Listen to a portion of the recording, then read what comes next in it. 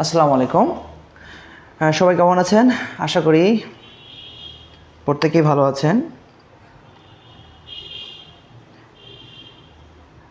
নিয়মিত আয়োজন শিক্ষক নিবন্ধন প্রিলির গণিত অংশের ব্যাখ্যাংশ সমাধান নিয়ে আপনাদের সামনে আমি হাজির হয়েছি। গত ক্লাসে আমি আলোচনা করেছিলাম যেটা আলোচনা করেছিলাম যে ষষ্ঠতম শিক্ষক নিবন্ধন কলেজ লেভেলটা নিয়ে আলোচনা করেছিলাম।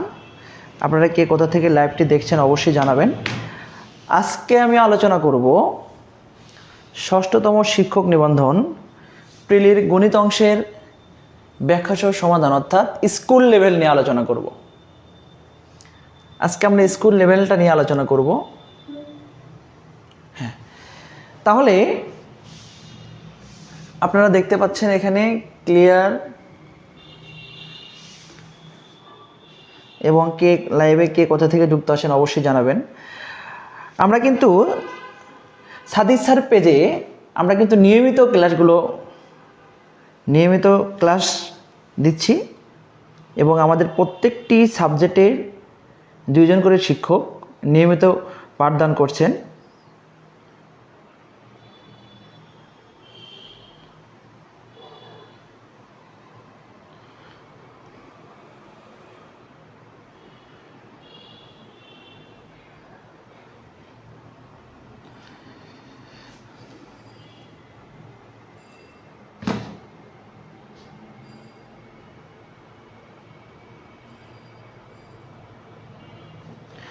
আমরা আমাদের আলোচনা শুরু করি।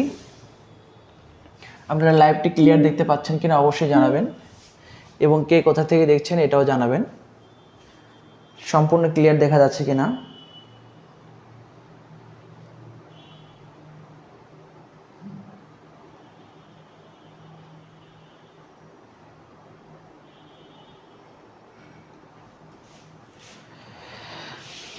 আমরা শুরু করি আমাদের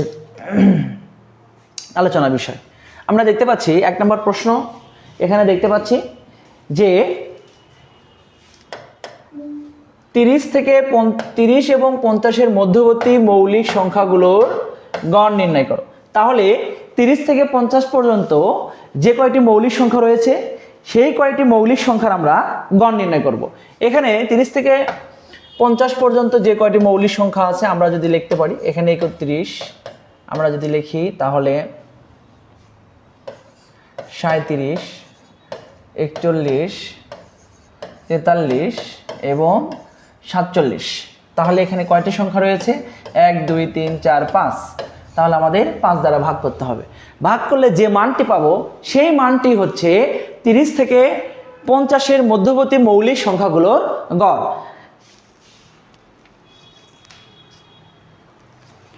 আমরা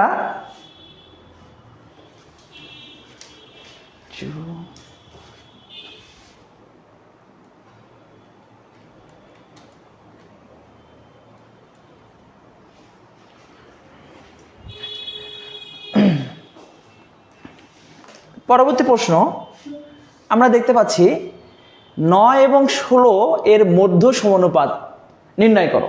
তাহলে মধ্য সমানুপাত কি আমি একটু আপনাদের ক্লিয়ার করে দেই, মধ্য সমানুপাত এখানে a অনুপাত b সমান b অনুপাত c। তাহলে এই বিটা হচ্ছে আমাদের মধ্য সমানুপাত। অর্থাৎ আমরা যদি এটাকে লিখি a divided by b, b divided by c, এখান থেকে লিখতে পারি b স্কয়ার সমান ac অর্থাৎ b সমান বর্গমূল ac। তাহলে মধ্য সমানুপাত বের করার জন্য আমরা সরাসরি একটি বর্গমূল দিব, দিয়ে এখানে যে মান দুটি রয়েছে এই দুটি মানের আমরা গুণ করব অর্থাৎ 3 এবং 4। তাহলে আমাদের উত্তর হবে 12।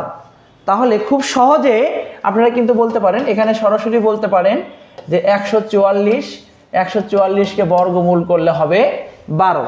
এভাবেও কিন্তু আমরা বলতে পারি।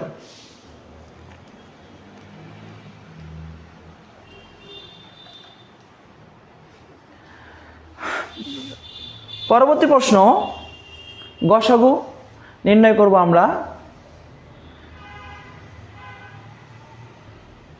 আমরা এখানে একটা প্রশ্ন দেখতে পাচ্ছি, এই প্রশ্নটা অনেকবার পরীক্ষায় আসে। একটি ভেড়া 10% ক্ষতিতে বিক্রয় করা হলো এবং বিক্রয় মূল্য 45 টাকা বেশি হলে 5% লাভ হয়, তাহলে ভেড়াটির ক্রয় মূল্য নির্ণয় করো। ভেড়াটির ক্রয় মূল্য আমাদের বের করতে বলছে।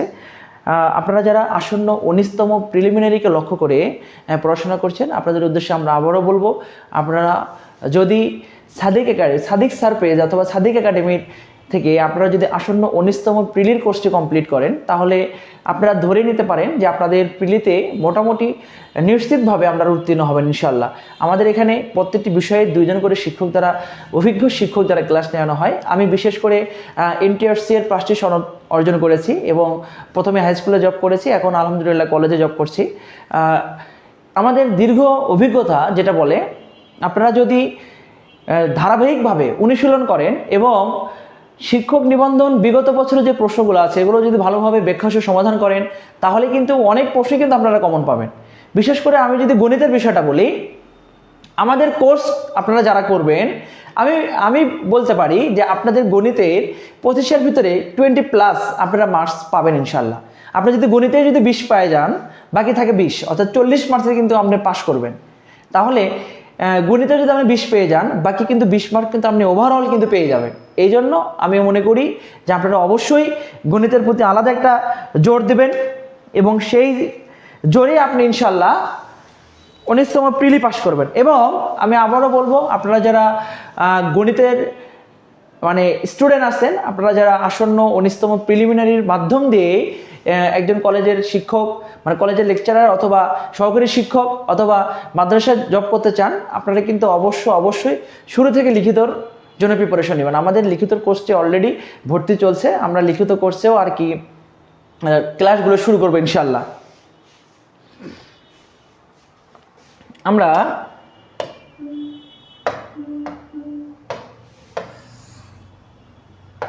আমরা এখানে খেয়াল করি 10% ক্ষতিতে বিক্রয় মূল্য, তাহলে এখানে 90 টাকা। যেহেতু ক্ষতি, তাহলে 100 থেকে 10 বাদ দিব। 5% লাভে এখানে হচ্ছে 105 টাকা। তাহলে একটু খেয়াল করি, এখানে 10% ক্ষতিতে বিক্রয় মূল্য 90 টাকা এবং 5% লাভে বিক্রয় মূল্য 105 টাকা। তাহলে বিক্রয় মূল্য বেশি হয়েছে কত? তাহলে বেশি হয়েছে, আমরা যদি এখানে লিখি বিক্রয় মূল্য বেশি হয়েছে 105 থেকে যদি আমরা 90 বাদ দিই, তাহলে আমাদের এখানে 15 টাকা। আচ্ছা, তাহলে 15 টাকা যদি বিক্রয় মূল্য বেশি হয়, সেই ক্ষেত্রে ক্রয় মূল্য 100 টাকা। 15 টাকা বেশি হলে ক্রয় মূল্য 100 টাকা, 1 টাকা হইলে ক্রয় মূল্য অবশ্যই কম। আবার এখানে আমাদের 45 টাকা দেয়া আছে, তাহলে আমরা 100 গুণ, তাহলে কিন্তু আমাদের মানটা নির্ণয় হয়ে যাবে। তাহলে এই টাইপের যে প্রশ্নটা, ধন্যবাদ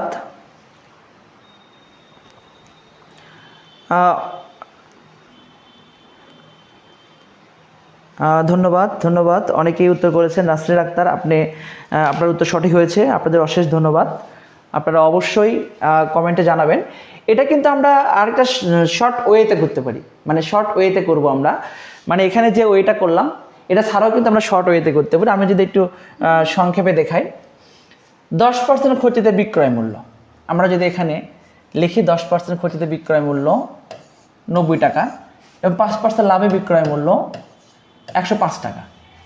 এখন আমাদের যেটা করতে হবে, আমরা এখানে যে মানটা দেয়া থাকবে এটার সাথে 100 দ্বারা একটা গুণ দিব, দেওয়ার পর এই দুইটা মানের বিয়োগফল এখানে লিখব, অর্থাৎ 105 মাইনাস 90।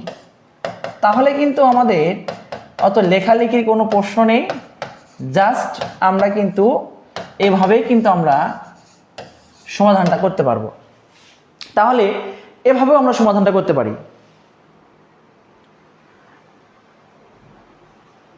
আপনারা লাইভটিকে কোথা থেকে দেখছেন অবশ্যই জানাবেন, এবং লাইভটি ক্লিয়ার দেখতে পাচ্ছেন কিনা অবশ্যই জানাবেন। এবং আপনারা যদি আসন্ন 19তম প্রিলিমিনারির মাধ্যমে শিক্ষক হতে চান, আমি মনে করব আপনারা বেস্ট প্ল্যাটফর্মে আছেন। এখনও যারা আমাদের পেইড ব্যাচে ভর্তি হননি, অবশ্যই খুব দ্রুত গতিতে আমাদের পেইড ব্যাচে ভর্তি হয়ে যাবেন। আমাদের পেইড ব্যাচে 10 জন, আমরা মোটামুটি 8 জন অভিজ্ঞ শিক্ষক দ্বারা ক্লাস নেওয়ানো হয়, এবং তাছাড়াও আমাদের আরও টিচার রয়েছে। টোটালে 10 জন শিক্ষক আমরা এখানে ক্লাস নেই, এবং প্রত্যেকটি বিষয়ে 2 জন করে শিক্ষক দ্বারা ক্লাস পরিচালনা করা হয়, এবং প্রত্যেকটা শিক্ষকই অনেক অভিজ্ঞ এবং দীর্ঘদিন যাবৎ ক্লাস নেন, এবং সবাই ইন্টারসেট স্পেশালিস্ট। স্যার কেমন আছেন? আমি ভালো আছি আলহামদুলিল্লাহ। আপনারা সবাই কেমন আছেন?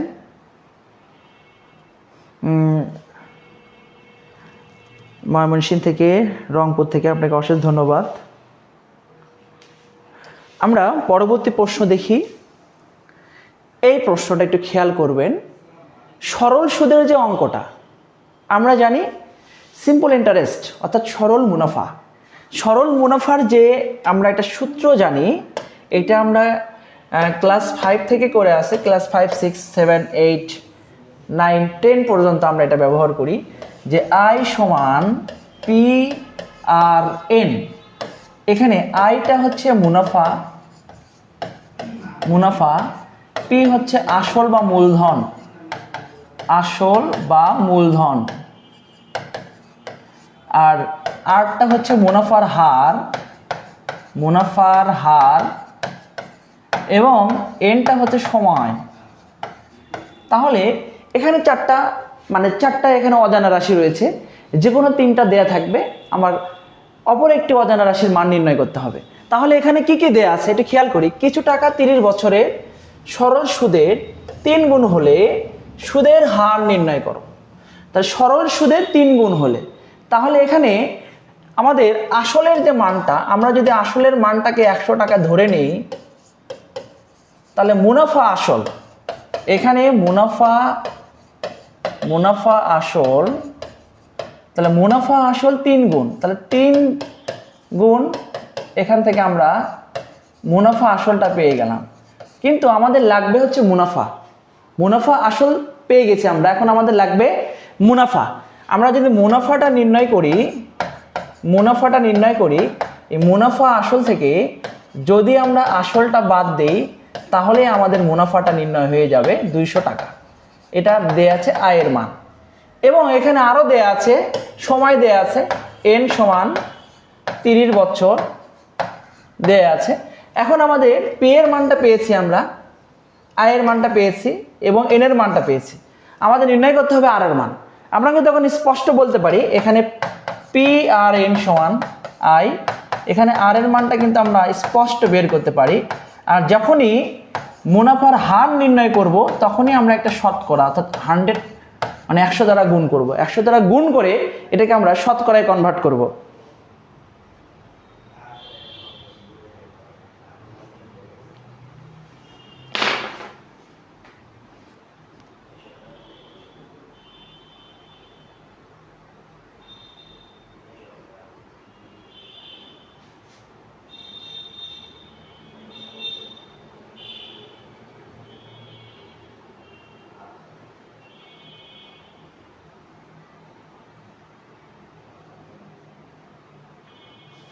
পরবর্তী প্রশ্নটি খেয়াল করি। এখানে আমরা বীজগণিতীয় রাশির ওপর কিন্তু পেইড ব্যাচে ক্লাস করাইছি, আমরা এর আগেও ক্লাস নিয়েছি এটা, এবং আমি বলেছি বীজগণিতীয় রাশি নির্ণয় করার জন্য জাস্ট শুধু আপনারা সূত্রগুলো মনে রাখার চেষ্টা করবেন। আর সূত্রগুলো কিন্তু মুখস্থ হবে না, অঙ্ক প্র্যাকটিস করতে করতে কিন্তু আপনাদের সূত্রগুলো মুখস্থ হয়ে যাবে। আপনারা যদি সম্ভব হয় ক্লাস 7, 8, 9 এর যে বীজগণিতগুলো রয়েছে, সেগুলো বীজগণিতীয় রাশির যে অঙ্কগুলো রয়েছে এগুলো করবেন, যদি সম্ভব হয় তাহলে করবেন। আর আমি আপনাদের আবারও একটি সংক্ষেপে বলি, আপনারা যারা আসন্ন 19তম প্রিলিমিনারিতে পরীক্ষা দিবেন এবং পরীক্ষার হলে যাওয়ার আগে আমি অন্তত আপনাদের বলবো 6তম শিক্ষক নিবন্ধন থেকে 18তম শিক্ষক নিবন্ধন পর্যন্ত স্কুল লেভেল 2 এবং কলেজ লেভেলের যে প্রশ্নগুলো রয়েছে, শুধু অঙ্ক না, বাংলা, ইংরেজি এবং জিকে প্রত্যেকটি বিষয়ে ভালোভাবে ব্যাখ্যা সহ পড়ে পরীক্ষা হলে যাবেন। এটা আমার রিকোয়েস্ট। দেখবেন অনেক প্রশ্ন কিন্তু রিপিট হয়, আপনারা যদি 2-1বার পড়েন, একবার পড়লে আপনি বুঝতে পারবেন না, যদি 2-1বার পড়েন তাহলে বুঝতে পারবেন যে কতগুলো প্রশ্ন রিপিট হচ্ছে। মানে এই জন্য আমি আপনাদের উদ্দেশ্যে আমি আবারও বলবো, আপনারা অবশ্যই মানে প্রশ্নগুলো পড়ে তারপরে যাবেন। আমরা এখানে দেখতে পাচ্ছি এটা মান দেয়া আছে a প্লাস বি এর মান, a মাইনাস বি এর মান বের করতে বলছে। আমরা জানি a minus B whole square সমান লেখা যায় a plus B whole square minus 4ab। Just মান বসিয়ে দিব, এখানে মান বসিয়ে দিব, ab এর মানটা আমরা বসিয়ে দিব। তাহলে এখান থেকে 81, 72, এখান থেকে 9p স্কোয়ার, এটা হচ্ছে a minus B whole square. নির্ণয় করতে বলছে a মাইনাস বি, তাহলে আমরা এখান থেকে a মাইনাস বি রেখে বর্গমূল করে দিব। বর্গমূল করে দিলে আমরা এটাকে যদি আলাদা করে নিই তাহলে এখানে হবে 3 এবং স্কোয়ার রুট কেটে যাবে, অর্থাৎ মানটা হবে 3p।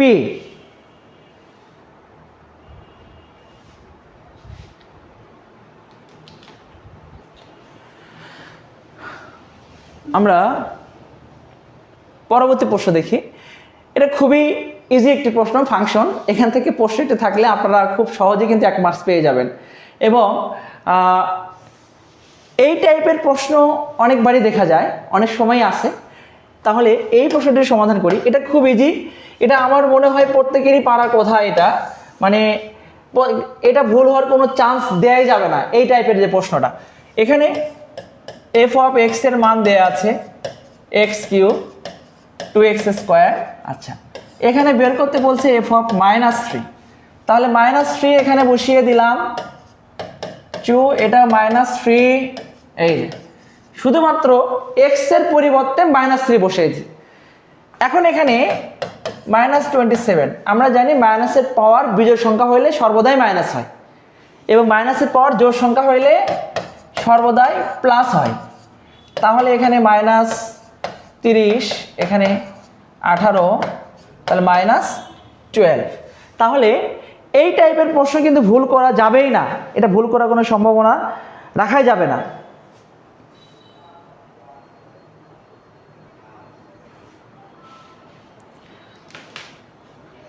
আমরা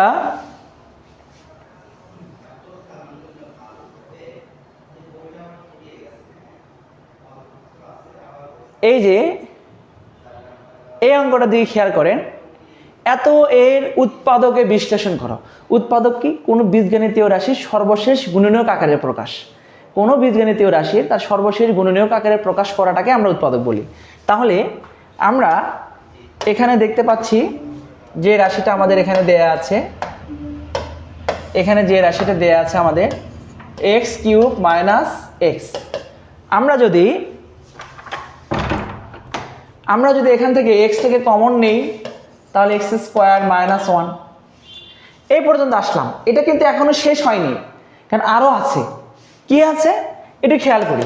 x, আমরা যদি এটাকে x স্কোয়ার 1-এর উপর স্কোয়ার দিতে পারি, আমরা যদি এখানে a স্কোয়ার মাইনাস বি স্কোয়ারের সূত্রটা ব্যবহার করি, তাহলেই কিন্তু এটা কিন্তু আমাদের এই বীজগণিতীয় রাশির সর্বশেষ গুণনীয়ক আকারের প্রকাশ।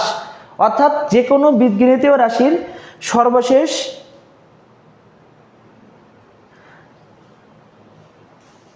নাসিমা আক্তার লিখেছেন বীজগণিত পারি না। আপনাকে আমি আবারও বলবো, বীজগণিত শেখার জন্য আপনার সর্বপ্রথম এর বেসিকগুলো জানতে হবে, এবং বীজগণিতের যে মান নির্ণয়গুলো, এগুলোর জন্য সূত্রের কোনো বিকল্প নেই, এবং উৎপাদকে বিশ্লেষণ যেগুলো আমাদের আসে এগুলো বারবার প্র্যাকটিস করতে হবে। পারি না এই কথাটা বলা যাবে না, অবশ্যই পারবেন, প্র্যাকটিস করবেন, সর্বোচ্চ সময় দিবেন। আপনি বাংলা, ইংরেজি এবং জিকেতে যে পরিমাণ সময় দেন, গণিতেও সেই পরিমাণ সময় দেবেন, অবশ্যই দেখবেন যে গণিত আপনি ভালো পারবেন।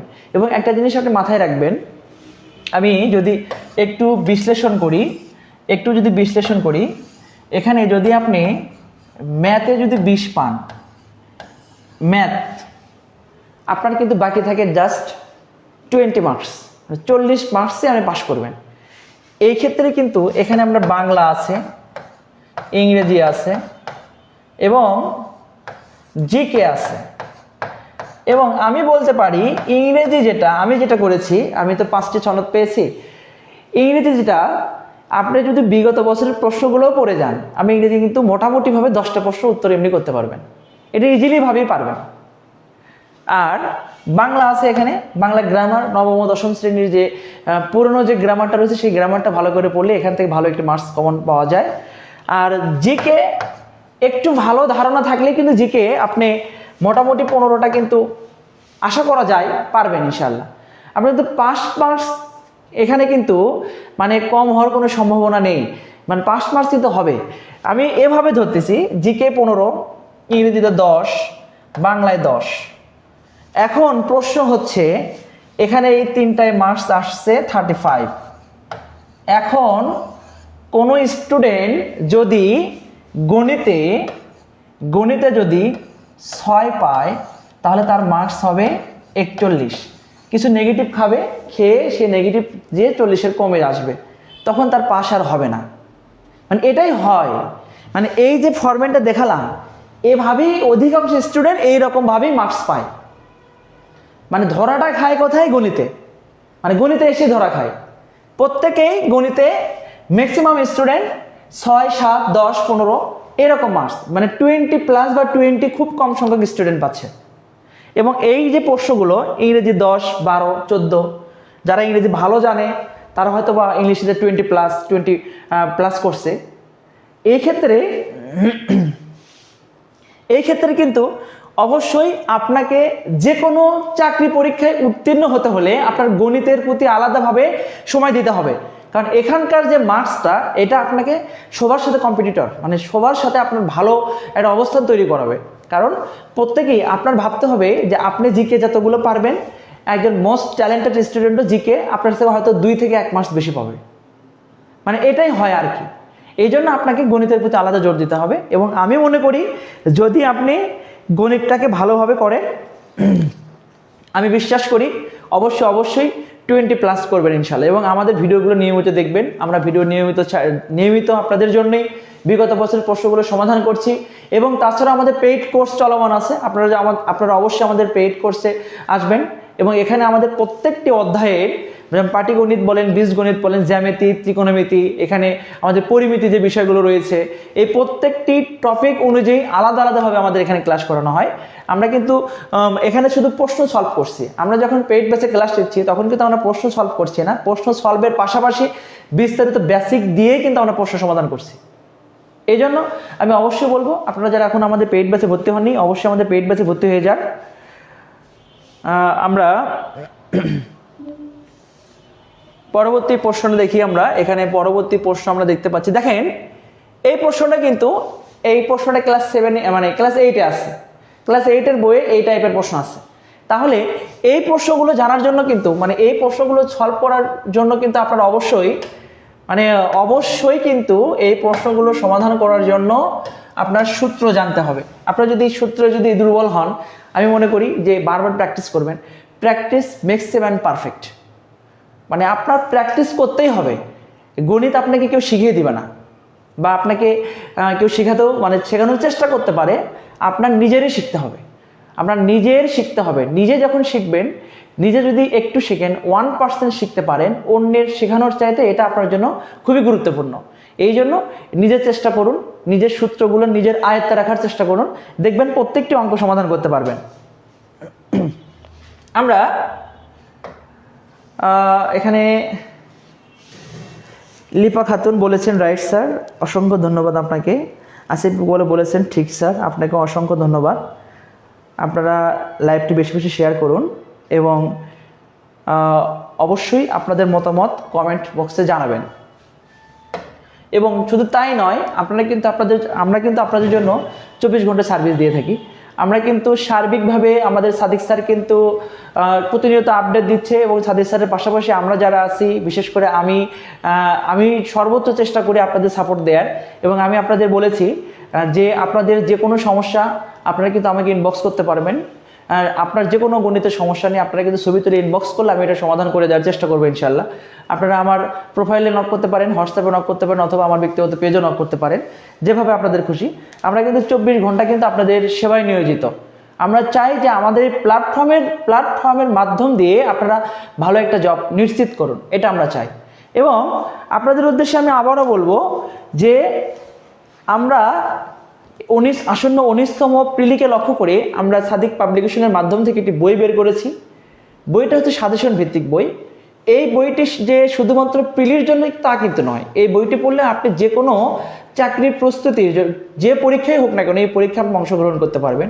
বইটি নিয়ে একটু বিশ্লেষণ করি। এই বইটিতে আমাদের পাচ্ছেন হচ্ছে 6তম শিক্ষক নিবন্ধন থেকে 18তম শিক্ষক নিবন্ধন, স্কুল লেভেল 2 এবং কলেজ লেভেলের প্রত্যেকটি প্রশ্ন ব্যাখ্যাসহ সমাধান, এবং তার পাশাপাশি মানে 10তম বিসিএস থেকে আপনারা 46তম বিসিএস পর্যন্ত প্রত্যেকটি প্রশ্ন ব্যাখ্যাসহ সমাধান এবং প্রাইমারি প্রশ্ন ব্যাখ্যাসহ সমাধান। এবং শুধু তাই নয়, এর সাথে আরও পাচ্ছেন বাংলা, ইংরেজি, জিকে এবং ম্যাথের মানে এনটিআরসির যে সিলেবাস রয়েছে এই সিলেবাসের আলোকে বিস্তারিত আলোচনা।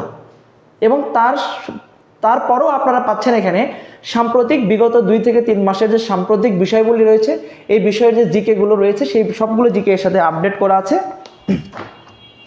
এবং এই জন্য আমি বলবো যে আপনারা যারা আসন্ন 19তম প্রিলিমিনারিকে লক্ষ্য করে অগ্রসর হচ্ছেন, আপনারা চাইলে এই বইটি নিতে পারেন। এবং আমি মনে করি এই বইটি যদি আপনারা অনেক ভালোভাবে সলভ করার চেষ্টা করেন তাহলে শুধু এনটিআরসির না, আপনি যে কোনো চাকরি পরীক্ষায় টিকবেন ইনশাআল্লাহ, প্রিলি পাস করবেন ইনশাআল্লাহ। আমরা এখানে একটি প্রশ্ন দেখতে পাচ্ছি। এই প্রশ্নটা এখানে আমরা দেখতে পাচ্ছি এই যে এই মানটা দেয়া আছে, ওকে। এখানে এ কিউ মানে এক্স কিউ ওয়াই কিউ, এখানে 3xy, ওকে। আমরা এই অংশটা নিয়ে কাজ করি। এই অংশ যা আছে পরে দেখবো ওটা। তাহলে a plus B whole cube minus 3ab into a plus B, এখানে যা আছে সেই মানটা আমরা এখানে রেখে দিলাম, ওকে। এবার এটার মান দেখতে পাচ্ছি এখানে 3 বসিয়ে দিব, এখানে কিউব আছে কিউব দিয়ে দিব, এখানে মাইনাস 3xy এর মান এটা 1 দেখতে পাচ্ছি, এটা 1 বসিয়ে দিব, x প্লাস y এর মান 3xy এর মানটা আমরা 1 বসিয়ে দিব। তাহলে 27, এখানে 9, এখানে 3। এখন 27 এবং 3 যোগ করলে হবে 30, তার থেকে 9 বাদ দিব 21। অর্থাৎ আপনি যদি এই সূত্রটা বের করতে মানে এই মানটা যদি জানেন তাহলে কিন্তু এই অঙ্ক সমাধান করতে পারবেন। সুতরাং ওই মান সূত্রটা আপনার জানতে হবে। আমরা এই যে দেখেন এই টাইপের প্রশ্ন কিন্তু পরীক্ষা আসে। 120 ডিগ্রি কোণের সম্পূরক কোণ কত? 120 ডিগ্রি কোণের সম্পূরক কোণ অথবা 60 ডিগ্রি কোণের পূরক কোণ কত? আপনাদের আমি এই পূরক এবং সম্পূরক এই দুটি বিষয়টি একটু ক্লিয়ার করে দেই। এই পূরক এবং সম্পূরক এই দুটো বিষয় আপনারা একটু ক্লিয়ার হয়ে নেন। পূরক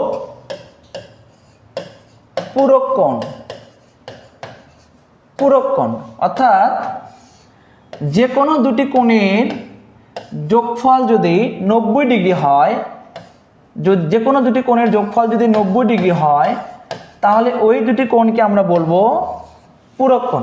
যে কোনো দুটো কোণের যোগফল 90 ডিগ্রি হলে তাকে আমরা বলবো পূরক কোণ। এখন যদি আমাদের প্রশ্ন করে 30 ডিগ্রি কোণের পূরক কোণ কত? 90 হইতে যা বাকি আছে সেই মানটাই 30 ডিগ্রি কোণের পূরক কোণ। কত বাকি আছে? 60 ডিগ্রি। তাহলে আমরা বলতেই পারি 30 ডিগ্রি কোণের পূরক কোণ 60 ডিগ্রি। এখানে সিমিলারলি এখানে বলছে সম্পূরক হচ্ছে দুটি কোণের যোগফল 180 ডিগ্রি। দুটি কোণের যোগফল 180 ডিগ্রি হতে হবে। তাহলে এখানে এই কোণটার পরিমাণ দেয়া আছে 120 ডিগ্রি, তার বাকি কোণটা হতে হবে 60 ডিগ্রি, অর্থাৎ 180 হইতে যার প্রয়োজন। অথবা আমরা সম্পূরক বললে 180 থেকে এই মানটাকে মাইনাস করে দিব, মাইনাস করে দিলে যেটা পাবো এটাই হচ্ছে আমাদের ওই কোণটার সম্পূরক কোণ।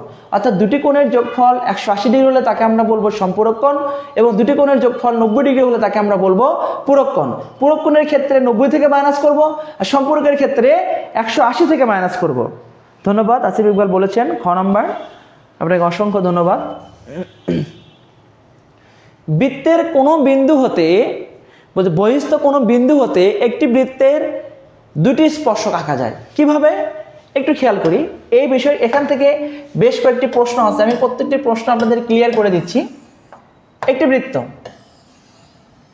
বহিস্থ একটি বিন্দু, এখান থেকে আমরা স্পর্শক মানে ঘেঁষে যাবে, গা ঘেঁষে যাবে, এই যে এটা ছাড়া আর কোনোভাবেই স্পর্শক অঙ্কন করা সম্ভব নয়।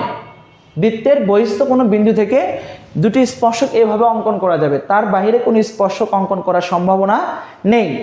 এবং এখানে আমরা যদি দুইটি বৃত্ত পরস্পরকে স্পর্শ করে, দুটি বৃত্তের সাধারণ, এখানে আমরা যদি বলি সাধারণ মানে এখানে যে স্পর্শকগুলা তিনটি সাধারণ স্পর্শক হবে। অর্থাৎ সাধারণ স্পর্শক বলতে আমরা কি বুঝি, যে স্পর্শকগুলো ওই দুটো বৃত্তকে মানে মানে স্পর্শ করে যাবে, মানে যে রেখাগুলো ওই দুটো বৃত্তকেই মানে মানে স্পর্শ করে যাবে। যেমন আমরা যদি এখান থেকে এটা যদি অঙ্কন করি, এটা দুইটা বৃত্তকেই স্পর্শ করবে।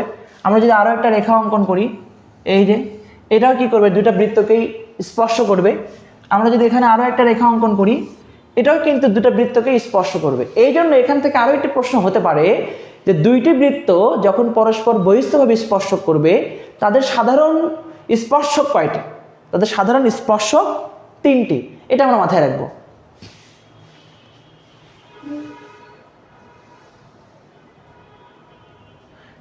এখান থেকে এই প্রশ্নটা খুবই ইম্পর্টেন্ট, অসংখ্যবার এই প্রশ্ন এসেছে এবং এটা আপনারা অসংখ্যবার পড়েছেনও। এটা খুব গুরুত্বপূর্ণ একটি উপপাদ্য, যে আমি যদি একটু সংক্ষেপে বুঝাই, বিপি এবং সি কিউ এবিসি ত্রিভুজের মধ্যমা, বিসি এর মান দেয়া আছে, কিউপি এর মান নির্ণয় করো। ওকে, তাহলে একটা এবিসি ত্রিভুজ আমরা অঙ্কন করে নিই। এটা এ, এটা বি, এটা সি। তাহলে বি থেকে পি, অর্থাৎ বি থেকে পি, এই পিটা হচ্ছে মধ্যমা। মধ্যমা কি, যে এসি এর মধ্যবিন্দুটাই হচ্ছে কি এই বিপি। এই বিপিটা যখন যোগ করব, এই বিপিটাকে বলা হয় মধ্যমা, আর এই পিটাকে বলা হয় মধ্যবিন্দু। কার মধ্যবিন্দু? এসি এর মধ্যবিন্দু। আচ্ছা, সেম এখানে সি কিউ, এই যে সি কিউ, অর্থাৎ সি থেকে কিউ, এই কিউ, এই সি কিউটা হচ্ছে মধ্যমা এবং কিউটা হচ্ছে এবি এর মধ্যবিন্দু। এখন আমরা যদি এই দুটাকে যোগ করে দিই, এই দুটাকে যোগ করে দিলাম, দুটা মধ্যবিন্দুকে যোগ করলাম। যোগ করার পর আমরা জানি, আমরা একটা, আমি যদি এখন এটাকে একটু মিশিয়ে দেই, মানে এটা একটু মিশিয়ে দিলাম, এটা একটু মিশিয়ে দিলাম, আমি আরেকবার অঙ্কন করে দেখাই। আমরা জানি যে যে কোনো ত্রিভুজে যে কোনো দুই বাহুর মধ্যবিন্দুর সংযোগ সরলরেখা তৃতীয় বাহুর অর্ধেক। তাহলে আমরা অবশ্যই বলতে পারি কিউপি সমান হাফ ইন্টু বিসি। তাহলে বিসি এর মান যেহেতু এখানে দেয়া আছে, অর্থাৎ 6 সেন্টিমিটার। তাহলে এই টাইপের প্রশ্ন কিন্তু আপনারা অসংখ্যবার পাবেন। আপনারা